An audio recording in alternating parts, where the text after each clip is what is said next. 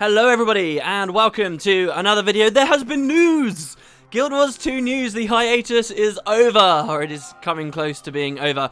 What a long feeling break we have had. Yes, I know Feature Pack 2 came out in the middle of it, but it feels like a long time since we were experiencing Season 2 content. At last, we are now just waiting 2 weeks till the next release comes out, and so in typical arenanet fashion, they've put out a blog post talking about what we can expect. In addition to Season 2 of the Living World continuing and concluding in 2 weeks' time on November the 4th, we're also having next week, starting on Tuesday, the return of Halloween, which is kind of weird. I guess that means that the two things are going to overlap, right? It will be in the middle of Halloween as we return to the story. But basically, they put out a blog post. I'd like to talk to you guys about it, get you guys maybe somewhat interested in thinking where they might go with the story, because they did put out some hints. I will go into this video saying my overall excitement for the season returning is really mediocre right now. I do think that these big long gaps have been hugely damaging, and it was a real shock for me a couple of weeks ago when I played some of the Living World again for a video for you guys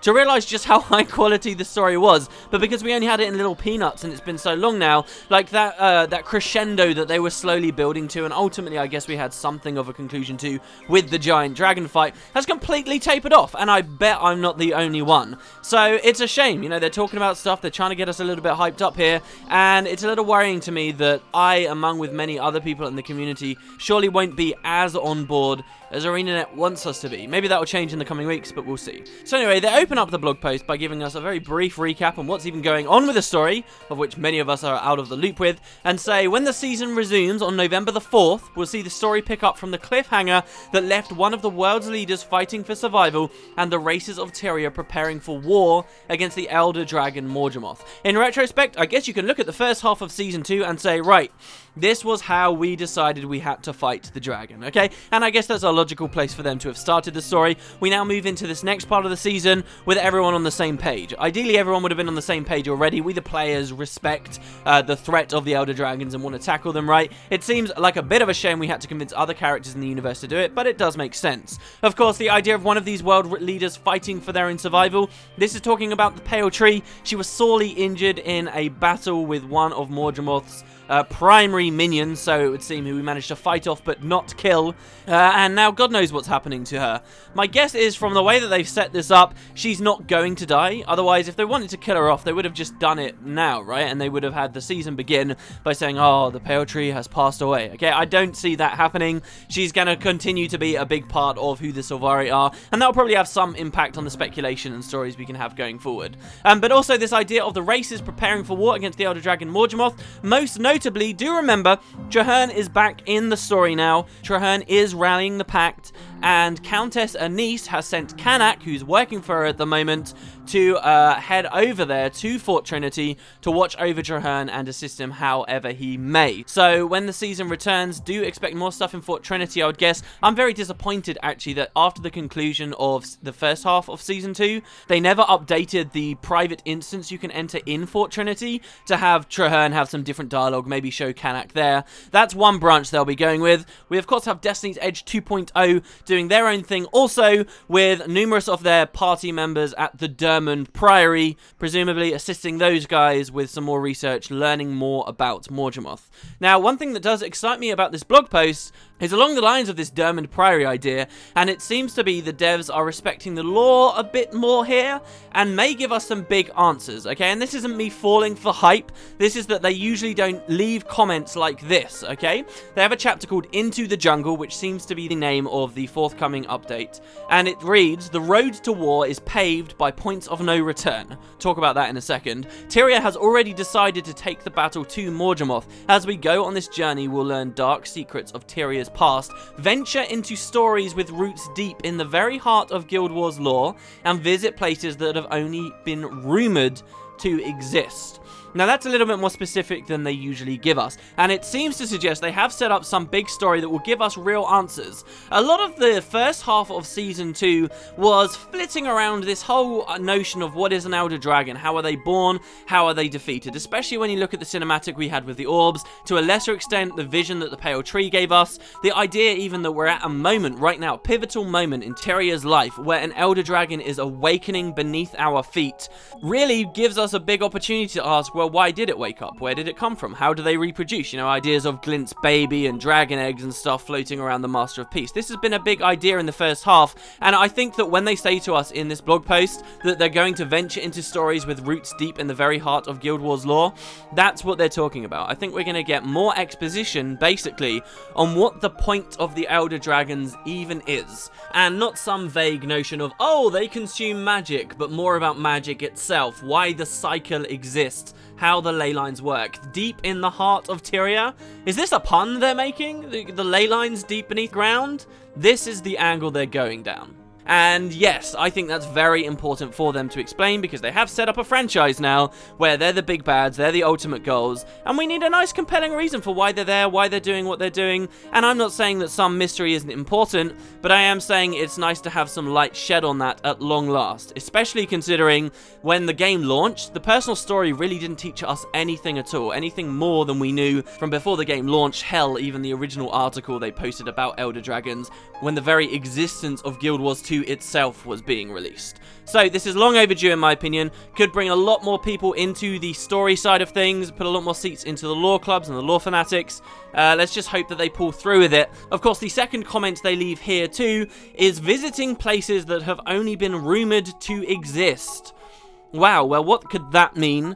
What stories have we heard of places that are only rumoured to exist so far? The first one that comes to my mind, this is something I've rambled at great length about on the channel when it comes to speculation recently, is the idea of the Massart, the idea that the Massart will come back into the story, and the fact that the Massart had these supposedly golden, beautiful cities right before our very eyes. A guy from Kryta, Saul D'Alessio, just wanders into a forest and randomly happens upon the city. When he returns later, it's disappeared. This sounds like a place of rumour, right, that we have never seen before. And if these many connections to the Massart we've laid out over the past few speculation videos do even remotely come to be true, this could be the primary contender, okay? A place that is rumored to exist we may be able to explore.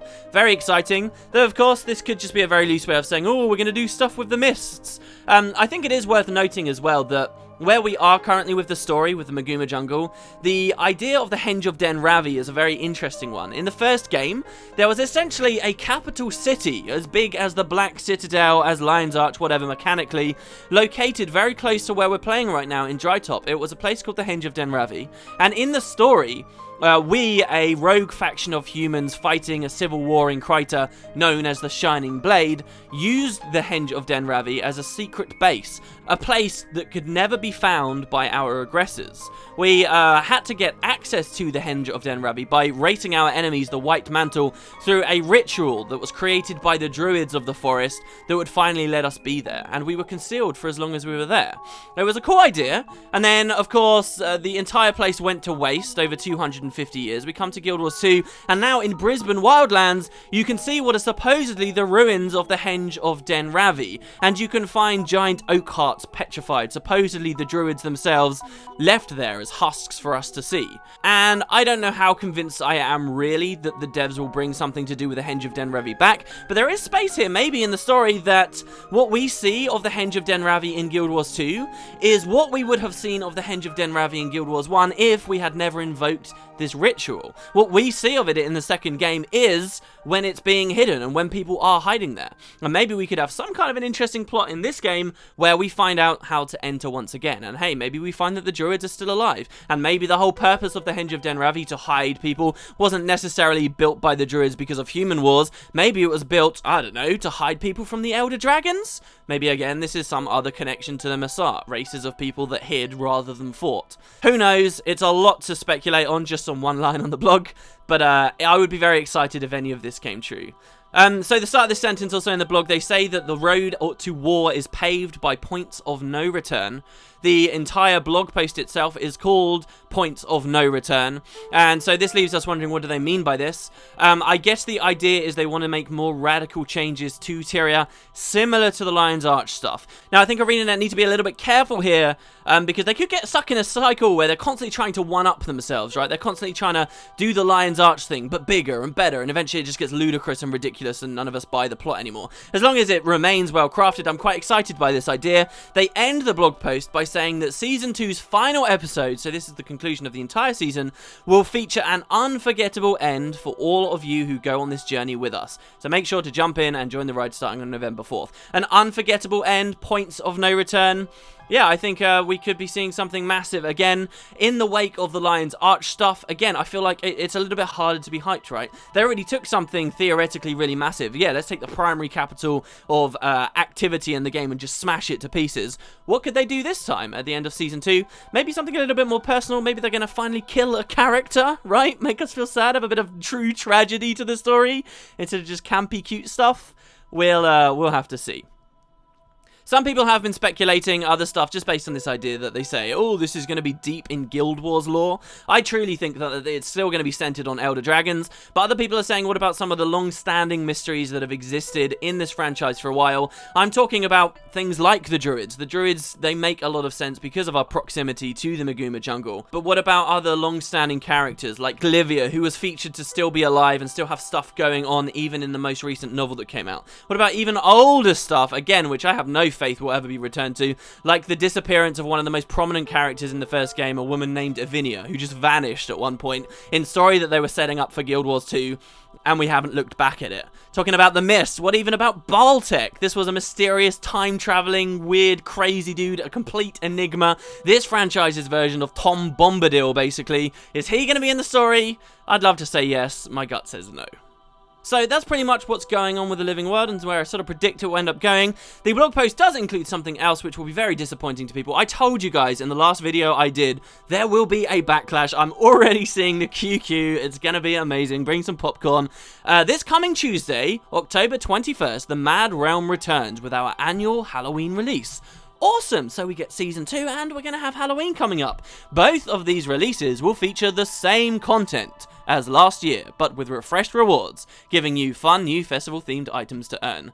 So basically, from this, if we assume it's exactly the same as last year, this is the first year that the Guild Wars franchise since 2005 has not had a meaningful update to its Halloween content. How very sad. Now, I can excuse arenanet, as I've said in a previous video. To me, maybe it's because I don't actually care that much about Halloween in the first place, but I can excuse it as long as they really are still putting effort into background projects, the hints at an expansion in the background, or just incredible amount of work has gone on Season 2, and they know that they need to focus on that. That's fine, I can excuse it.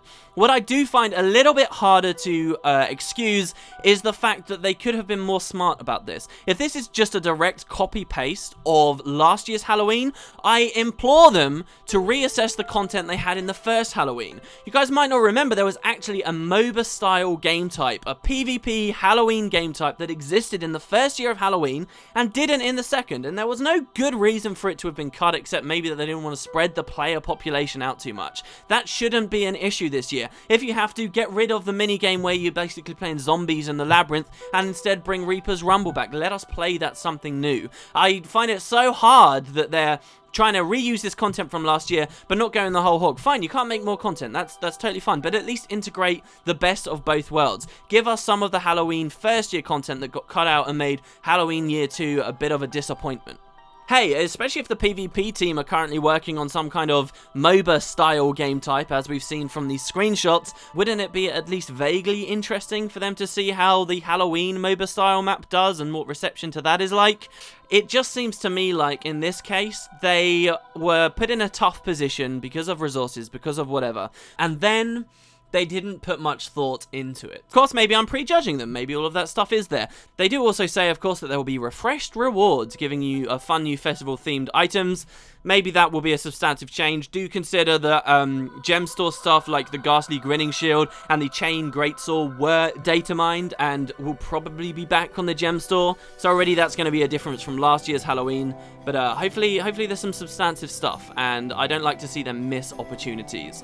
Anyway, I'm sure there are some of us out there who never played any Halloweens or maybe missed last year's, and Halloween, for what it's worth, even though there's nothing new, should be something fun, a nice distraction, and a distraction that only has to hold our attention for 1 week before Season 2 returns.